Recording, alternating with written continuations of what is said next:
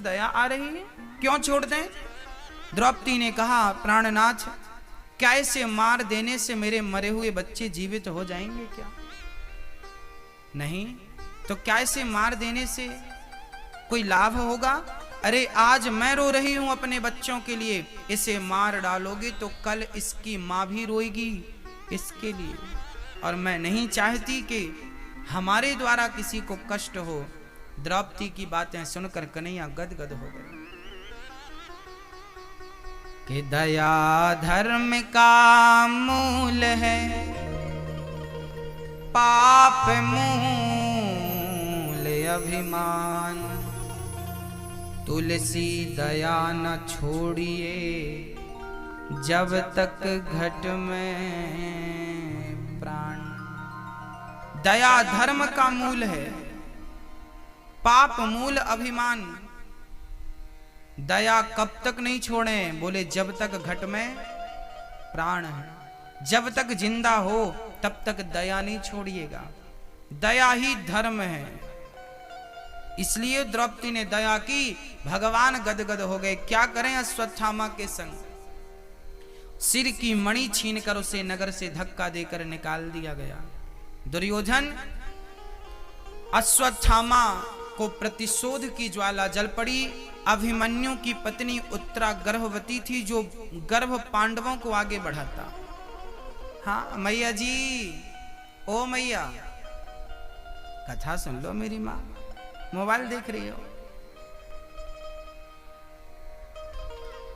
अश्वत्थामा को प्रतिशोध की ज्वाला, प्रतिशोध की भावना। अश्वत्थामा ने उत्तरा के गर्भ को नष्ट करने ब्रह्मास्त्र चला दिया।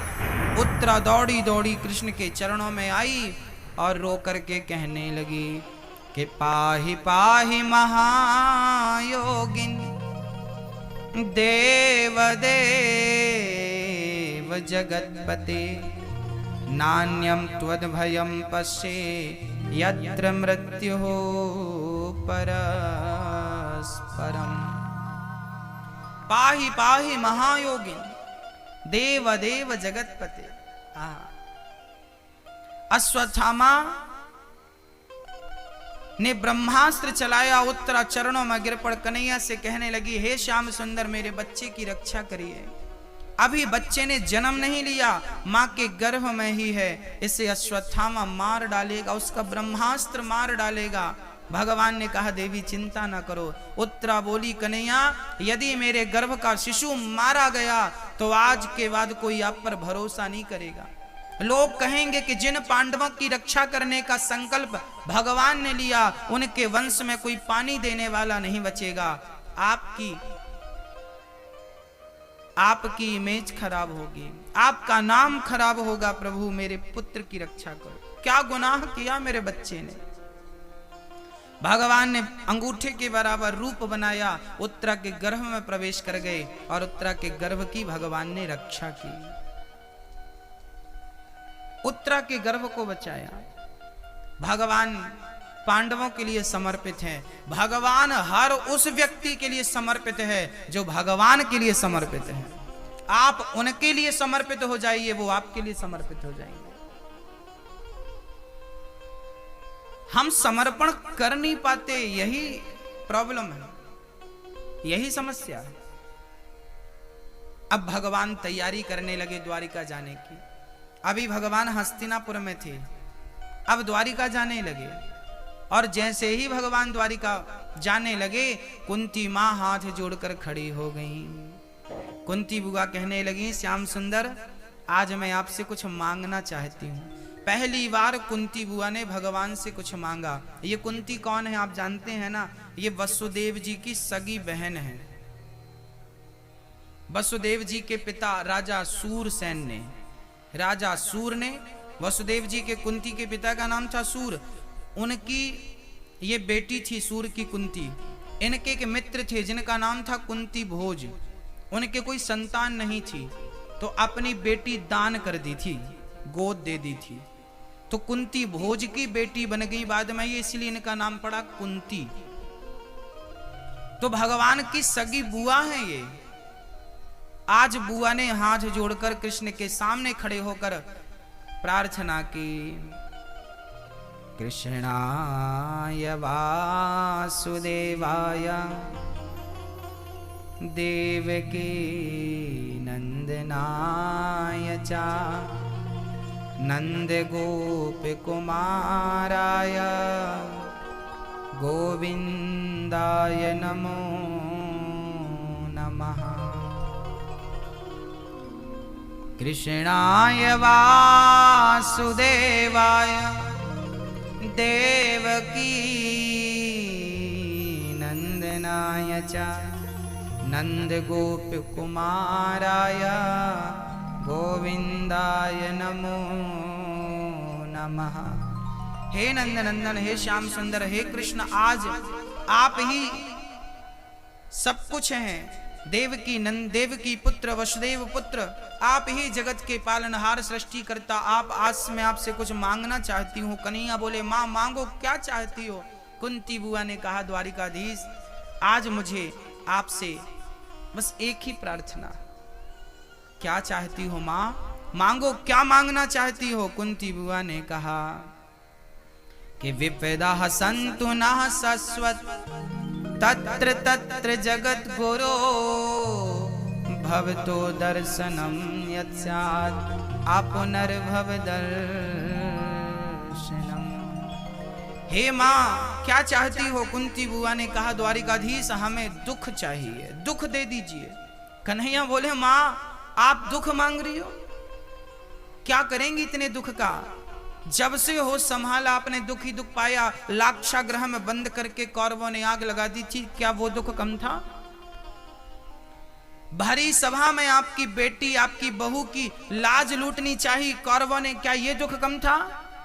फिर आज हमसे आप दुख मांग रही हैं? कुंती बुआ ने रोते हुए कहा, कन्हैया जीवन में जब जब दुख आया है तब तब उस दुख में मुझे आपका दर्शन बार बार हुआ है कन्हैया, और जीवन में जब जब सुख आया है मैंने एक बार भी आपको देखा नहीं है। याद रखना भक्तों, ईश्वर सुख में नजर नहीं आते, ईश्वर दुख में ही नजर आते। हाँ, तारे दिन में भी होते हैं पर नजर नहीं आते, तारे तो रात में ही नजर आते हैं। जैसे रात्रि के अंधकार में तारों का दर्शन होता है, चांद का दर्शन होता है, ऐसे दुखों की रात में ही मेरे गोविंद का दर्शन हुआ करता है। जीवन में जब दुख आए तो समझ लेना कि ये दुख मेरे गोविंद को लेकर जरूर आएगा, और सुख आ जाए तो समझ लेना कि ईश्वर आपको अपनी गोद से उतार रहे हैं। कई बार आपको क्या लगता है कि हम लोग बड़े सुखी हैं, ये ईश्वर की कृपा है। हाँ, मानता हूं कि कृपा है, परंतु सुख प्राप्त होने के बाद आपको अहंकार आ जाए तो समझ लेना कि आप ईश्वर से दूर हो चुके हैं, और धनवान होकर भी, अमीर होकर भी आप सहज और सरल हैं। बस यही मेरे कन्हैया की कृपा है कि आप अहंकारी नहीं बने। याद रखना भक्तों, जब माँ अपने बच्चे को अपनी गोद से उतारती है ना, तो माँ बच्चे को क्या देती है? क्या देती है? क्या देती है वो? जब माँ अपने बच्चे को गोद से उतारती है ना, तो माँ अपने बच्चे को खिलौना देती है, खनखना। बच्चा खेलने लग जाता है, माँ उतारती चुपके से और काम करने चली जाती है। जब माँ अपने बच्चे को गोद से उतारना चाहती है तो उसे खिलौना पकड़ा देती है। ऐसे ही भगवान जब भक्त को अपनी गोद से उतारता है तो सुख संपत्ति देकर उसे अपनी गोद से उतार देता। तुम्हें खिलौना दे रहा हूं, तुम खेलते रहो खिलौनों से। तुम्हें धन चाहिए ना, ये धन मान पद प्रतिष्ठा ये ईश्वर का खिलौना है, तुम खिलौनों में मस्त हो तो उतार के वो चला गया। पर एक बच्चा होता है खिलौनों से मानता नहीं है, हमें खिलौने नहीं चाहिए, वो माँ की गोद में जाना चाहता है। फिर माँ क्या करती है? गोद में लिए लिए काम करती है। ऐसे ही आप यदि खिलौनों में नहीं आए तो भगवान आपको संग लेकर ही चलेगा, जैसे भगवान अर्जुन को लेकर चल रहे हैं। भगवान ने भी लॉलीपॉप दिया था, ये सुख संपत्ति लॉलीपॉप है। आप कहते हो ना हम बड़े सुखी हैं, बड़े धनवान हैं, बड़े पैसे वाले हैं, ये पैसा तो ईश्वर का लॉलीपॉप तुम्हें पकड़ा दिया, आप तुम चाटते रहो, वो चला गया। जैसे माँ बच्चे को लॉलीपॉप दे देती है, वो चाटता रहता है और माँ यहाँ काम करने चली जाती है। ये धन दौलत ईश्वर का दिया लॉलीपॉप, तुम मस्त रहो। मीराबाई ने धन दौलत से नाता तोड़ा था कि नहीं? मीराबाई के जीवन में भी बड़े बड़े लॉलीपॉप आए थे। राजा की बेटी थी, राजा की पत्नी बन गई, सोना चांदी कमरों में भरा था, पर मीराबाई धन दौलत के लॉलीपॉप में नहीं आई। वो सब छोड़कर पांव में घुंघरू बांधती है और गोविंद का नाम गाती है। जो नहीं आए लॉलीपॉप में वो गोविंद को पा गई कि नहीं? और जो लॉलीपॉप में पद प्रतिष्ठा में लगे रहे उनकी जीवन समाप्त हो गई। आपके जीवन लीला पूरी होने वाली है, अभी भी नहीं जागे तो फिर समय ही नहीं रहेगा। बाद में जाग भी जाओगे तब तक देर हो चुकी होगी, समय नहीं रहेगा। ये मानव का तन धन इकट्ठा करने के लिए नहीं मिला, ये मानव का तन भोग भोगने के लिए नहीं मिला, ये मानव का तन बच्चे पैदा करने के लिए नहीं मिला, ये मानव का तन केवल ईश्वर की आराधना भक्ति करने के लिए मिला है, उन्हें प्रत्यक्ष पाने के लिए मिला है, तप करने के लिए मिला। ये शरीर तपाओ, तप में लगाओ। जो शक्ति भोगों में खर्च हो रही है वो शक्ति भगवान की भक्ति में लगे। हाँ, क्योंकि आपको एक बार ही मिलेगा सब चीज, लड़कपन एक ही बार मिलेगा। अब यहां पर जितने बूढ़े लोग बैठे हैं, क्या आपका लड़कपन, क्या आपकी जवानी आपको अब मिल सकती है? करोड़ों खर्च कर लीजिए, आप मिल जाएगी? पैसों से मिलती है? पैसों से नहीं मेरी माँ, जो मिल गया सो मिल गया। जो मिला था वो ईश्वर का प्रसाद था। लड़कपन उनका प्रसाद था, जवानी उनका प्रसाद थी, ये बुढ़ापा भी उनका प्रसाद है। इस तन से उसे नहीं पाया तो समझ लेना कि आप सोने, आप हीरा के बदले आप कांच लेकर आ गए। हीरा दे दिया और क्या ले लिया? कांच का टुकड़ा। हीरा ये शरीर है, इस हीरे के बदले आप कांच का टुकड़ा पाते हो। क्या? धन दौलत भोग, ये कांच के टुकड़े हैं। ये हीरा देकर तुम कांच का टुकड़ा पाए तो सौदा सस्ता है ना? नुकसान हुआ कि नहीं आपका? आपको पता ही नहीं चल रहा कि आपका नुकसान कितना हो रहा है। 10 रुपए गिर जाए तो आप रोते हैं, और ये अनमोल श्वासें समाप्त हो रही हैं, इसकी कोई फिक्र नहीं है। याद रखना भक्तों, ईश्वर की अदालत से श्वास निर्धारित हुई है। आपको इतनी श्वास मिलेंगी, उतनी श्वास पूरी हो गई, उसके बाद छुट्टी। एक श्वास भी एक्स्ट्रा मिलने वाली नहीं किसी को, ना मुझे ना आपको। हाँ, ले लो अपनी श्वासें पूरी, खत्म। कितने आए आप जैसे चले गए, इसलिए अभी भी जाग जाओ। सुख की कामना अधिक ना हो, दुख में सुख की सुख और दुख को किनारे करो। यह मुद्दा ही नहीं है मानव जीवन में। मुद्दा तो केवल ईश्वर की आराधना है, केवल भक्ति है, आनंद है। बस कन्हैया तुझे एक नजर देखना, बस। हाँ,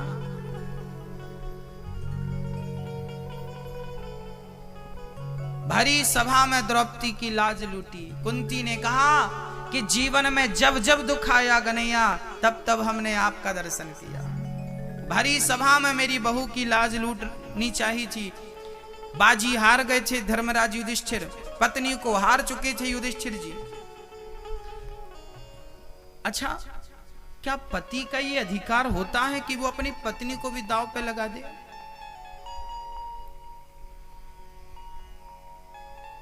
सच्ची बात तो यह थी कि युधिष्ठिर ने पहले अपने आप को दांव पर लगाया था ना। मैं हार रहा हूं, पहले अपने आप को दांव पर लगाया, फिर अर्जुन को, फिर भीम को, फिर नकुल को, सहदेव को। जब सब हार गए उसके बाद पत्नी द्रौपदी को दांव पर लगाया था। दांव क्या था कि आपका सारा राज्य वापस मिल जाएगा, एक और बाजी खेल लीजिए आप। पत्नी मेरी बाजी है, ये पांसे फेंके गए, यदि आपके फेवर में आया तो पूरा राज्य आपका, और नहीं आया तो आपकी पत्नी हमारी। ऐसा दुर्योधन की शर्त थी। जुआ हुआ, शकुनी मामा ने पासे जो फेंके जा रहे थे वो पासे प्रभावित थे माया से, उन पर जादू था। शकुनी मामा के आधार पर वो पासे चल रहे थे, क्योंकि पासों की कला शकुनी मामा भली भांति जानते थे। पासे फेंकना भी सबके बस की बात नहीं है। शकुनी मामा ने पीएचडी कर रखी थी सब्जेक्ट में, और वो पासे फेंकते गए और दुर्योधन युधिष्ठिर जी हारते गए। अंत में क्या दांव पर लगाया? धर्मराज युधिष्ठिर ने अपनी पत्नी को दांव पर लगा दिया, हार गए। अच्छा, पहली बात तो यहां यह जानना है कि युधिष्ठिर पहले हार चुके थे, खुद दांव पर लग चुके थे। तो क्या जो दांव पर खुद लग चुका हो वो किसी को दांव पर लगा सकता है? पहली बात तो अधिकार नहीं था, और अधिकार था भी तो ये दांव पर लगा नहीं सकते थे, क्योंकि खुद हार चुके थे। हाँ, अब धर्मराज युधिष्ठिर के सामने दुर्योधन ने दुशासन को कहा, जाओ दुशासन, द्रौपदी को पकड़ कर लाओ। हार चुकी है वो मेरी दासी, मैं कुछ भी करूं। पकड़ कर लाया। द्रौपदी ने कहा, देवर जी क्या कर रहे हो? देवर जी कहां? देवर जी बाल पकड़ लिया। द्रौपदी तुम हार चुकी हो, आज से हम तुम्हारे पति हैं। पकड़ लिया। द्रौपदी बोली कि मुझे मत ले जाओ देवर जी, अभी मेरा मासिक धर्म चल रहा है। कहते हैं उस समय द्रौपदी रजस्वला थी। द्रौपदी ने अभी स्नान नहीं किया था, और द्रौपदी के बाल पकड़ करके घसीट करके दुशासन ने लाकर भरी सभा में खड़ा कर दिया। बाल पकड़ के घुमा रहा, छोड़ता नहीं बाल, और द्रौपदी चीख रही है, चिल्ला रही है। समझ नहीं आ रहा कि मेरे साथ क्या हो रहा है। जुआ उसने नहीं खेला था, पर जुआ खेलने की सजा सबसे ज्यादा किसी को मिली तो केवल द्रौपदी को मिली। जुआ खेलता है पुरुष, सजा मिलती है पत्नी को। आज भी जुआ का यही दस्तूर है, यही नियम है कि जुआ खेलता है पुरुष और मंगलसूत्र बिकता है पत्नी का। शराब पीता है पुरुष और घर उजड़ता है पत्नी का। आज भी यही है, यह सदियों पुरानी परंपरा आप लोग निभा रहे हैं। आपके यहां भी जुआ खेलते कि नहीं लोग? हाँ, जुआ खेलोगे तो नाश नहीं होगा, सर्वनाश होगा। ऐसा हम नहीं कह रहे हैं। कलयुग को रहने के 4 कमरे बनवाए हैं परीक्षित ने, मैं अभी सुनाऊंगा थोड़ी देर में। कलयुग कहां कहां रहता है? द्यूतम पानम स्त्रियः सूना यत्रा धर्मस् चतुर्विधा। कलयुग का पहला स्थान है द्यूतम, जहां जुआ होगा वहां कलयुग होगा। जुआ खेलने वालों का नाश नहीं होता, सर्वनाश। किसका हुआ? कौरवों ने जुआ खेला, उन कौरवों में एक भी बचा हो तो बता दो, बताइए। जुआ खेला था तो महाभारत हुआ, जुआ खेला था तो द्रौपदी की लाज लूटी गई, जुआ खेला था तो कौरवों का सर्वनाश हो गया। ये जुआ ही था। जुआ के कारण भरी सभा में एक स्त्री का अपमान हुआ कि नहीं? मेरे भाई, आप जब जुआ खेलते हैं तो आप अपने बच्चों को गर्त में डालते हैं। मेरी प्रार्थना है, अच्छा बताइए, आप में से जितने पिता यहां बैठे हैं, क्या आप चाहते हो कि आपका बेटा जुआड़ी बने? जवाब हां या ना में दीजिए। क्या आप में से कोई पिता यह चाहता है कि आपका बेटा जुआड़ी बने, जुआ खेले? हां या ना बोलिए। चाहते हो आप कि आपका बेटा जुआड़ी बने? नहीं। यदि आप अपने बेटे को जुआड़ी नहीं बनाना चाहते तो आप खुद क्यों जुआ खेलते हैं? और आप जुआ खेलेंगे तो संस्कार आपका ही आपके बच्चों में जाएगा, वो भी जुआड़ी ही बनेंगे। आपसे सीखेंगे क्या? यही सीखेंगे। भारी सभा में द्रौपदी के बाल पकड़े गए, घसीटा गया, अपमानित किया गया। क्या क्या कहा गया? दुर्योधन ने कहा, द्रौपदी आजा, मेरी जंघा खाली है तेरे लिए, आजा यहां बैठ जा। तो दानवीर कर्ण ने कहा कि कोई बात नहीं, हमें भी अपना पति बना ले, 5 तो हैं ही, छठवे हम बन जाएंगे, 5 हैं तो एक में फर्क क्या पड़ेगा, हम छठवे हो जाएंगे। भरी सभा में द्रौपदी का अनादर हुआ, अपमान हुआ, ऐसे ऐसे गहरे शब्दों की चोट द्रौपदी ने खाई। और जब कोई नहीं बचाया, द्रौपदी ने पहले सबको बुलाया। कहां जा छिपे हो प्यारे कन्हैया, यहाँ लाज मेरी लूटी जा रही है। दुशासन के हाथों तेरी द्रौपदी की सभा बीच साड़ी खींची जा रही है। कहाँ जा छिपे हो प्यारे कन्हैया, यहाँ लाज मेरी लूटी जा रही है।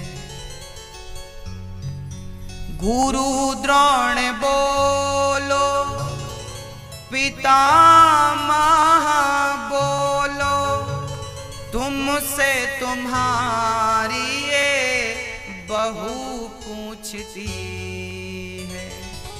5 पति आज बैठे सभा में, महलों की रानी लूटी जा रही है। गुरुजी बचाओ, पितामह बचाओ, कोई नहीं बचाया। तब द्रौपदी कहने लगी, जिन्होंने कभी मेरी सूरत न देखी, वो देखेंगे आज बदन मेरा नंगा।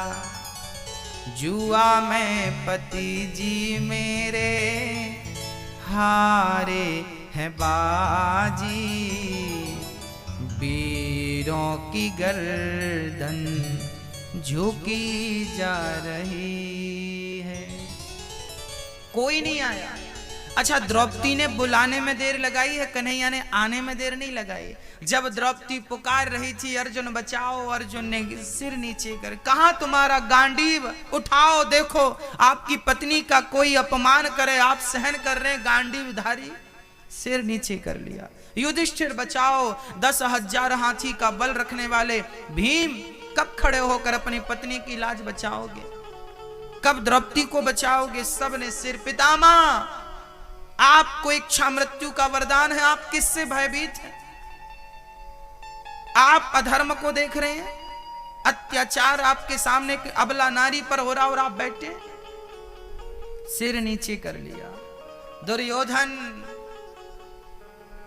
कह रहा है, उतार दो इसकी साड़ी, निर्वस्त्र कर दो। बड़ा घमंड था इसे अपना सुंदर बदन का, आज इसे निर्वस्त्र कर डालो। जब आज्ञा दी तो दुशासन साड़ी उतारने लगा, खींचने लगा।